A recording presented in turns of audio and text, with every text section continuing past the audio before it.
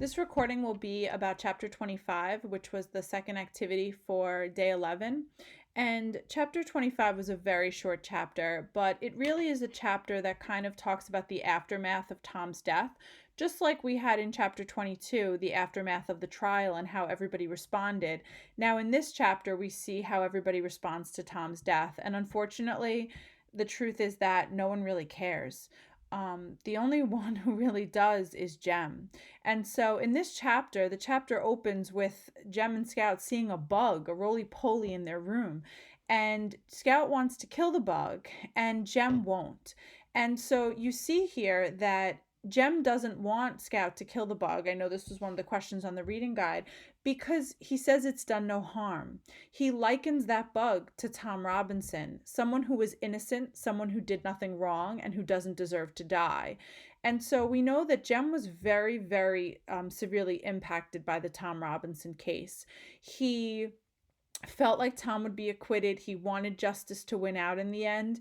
And when he finds out that Tom lost, he starts crying, and he can't understand how that could have happened, how justice could have gone the complete opposite way. And so, he's very, very upset by the results of the verdict. If you're thinking about the roly-poly and you think about Tom Robinson, both are innocent, both have done no harm, and so it would be sinful for them to be killed, which, if you connect back to that line from chapter 10, I believe it was, where Atticus tell the kids to shoot, they could shoot all the birds they want, but not the mockingbirds, because it's a sin to kill a mockingbird. They do no harm. So this is where the significance of the title really comes through. It's a sin to kill a mockingbird. And so the mockingbird is who here? None other than Tom Robinson, an innocent man who, through no fault of his own, winds up being convicted of a crime he didn't commit and then winds up being killed for it. So to go on from there, we also learned that Jem went with Atticus and Calpurnia. He and Dill went with Atticus that night to inform Helen of the death of Tom Robinson. And so he tells Scout what it was like to see her, hear the news of her husband's death, and how she just really crumpled to the floor. And that's something that Jem is going to think about and is going to be with him for a long time. On page 322, I just want to bring your attention to something Scout says about how Maycomb feels about Tom's death. And for us as readers, we're outraged. We are extremely upset that Tom lost, and now we're extremely upset that he's been killed and that he has no chance at an appeal. And unfortunately, though, Maycomb doesn't really care too much about this. So on page 322, I want to read to you what Scout says. It's the third paragraph down. Maycomb was interested by the news of Tom's death for perhaps 2 days. 2 days was enough for the information to spread through the county. Did you hear about? No? Well, they say he was running fit to beat lightning. To Maycomb, Tom's death was typical. Typical of a to cut and run. Typical of a mentality to have no plan. No thought for the future. Just run blind first chance he saw. Funny thing, Atticus Finch might have got him off scot-free, but wait. Hell no. You know how they are. Easy come, easy go. Just shows you that Robinson boy was legally married. They say he kept himself clean, went to church and all that, but when it comes down to the line, the veneer's mighty thin. Always comes out in 'em.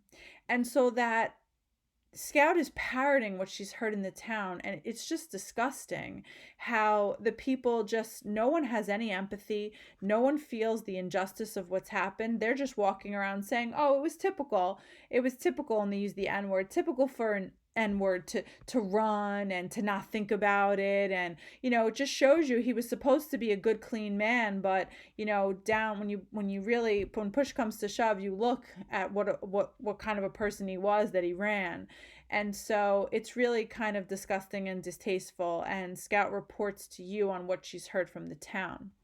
Now, someone that does surprise us in this chapter is Mr. Underwood. He was the newspaper man who was The man who, if you remember, on the night before the trial, when that lynch mob comes to lynch Tom Robinson, when Atticus is defending him and says, I'm not moving from here, Mr. Underwood was the man who had the shotgun out the window above and said to Atticus, I had you covered the whole time. Now, what's interesting about Mr. Underwood is that he owns the newspaper. And so his business, his livelihood depends on people reading his paper. And so for him to come out in Maycomb and to talk about how he thought Tom's death was such a disgrace, that's something that took a lot of courage, because he's risking his livelihood.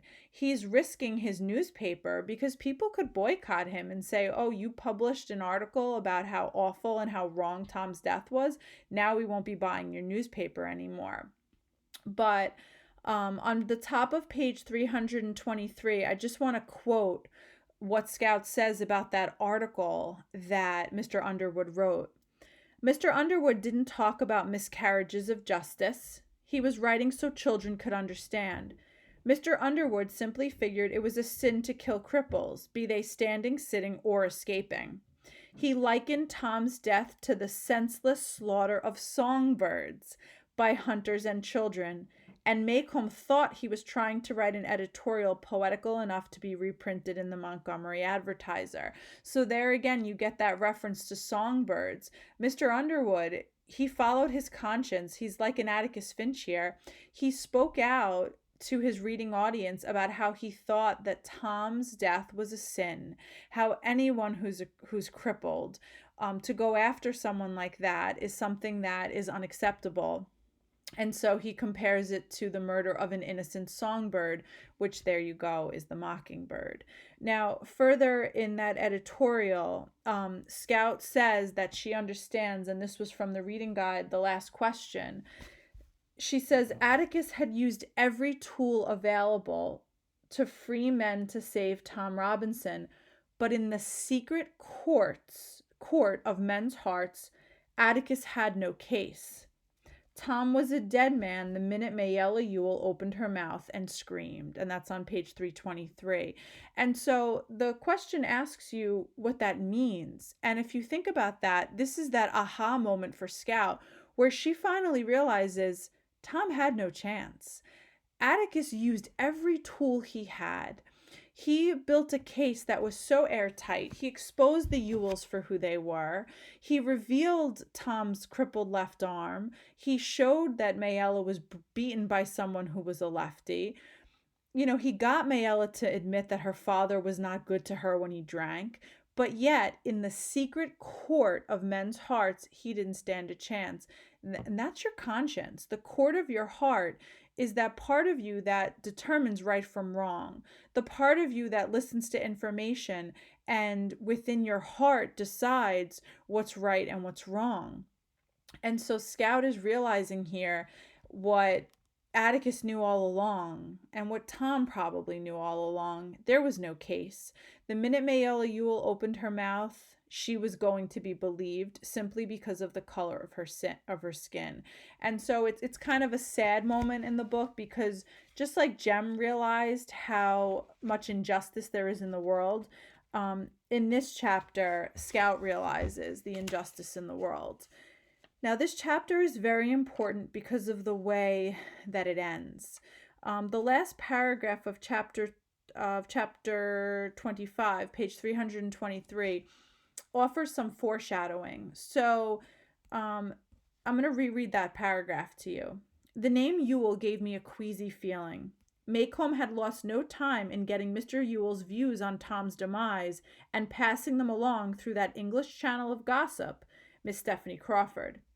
Miss Stephanie told Aunt Alexandra in Jem's presence, oh, he's old enough to listen, that Mr. Ewell said it made one down and about two more to go.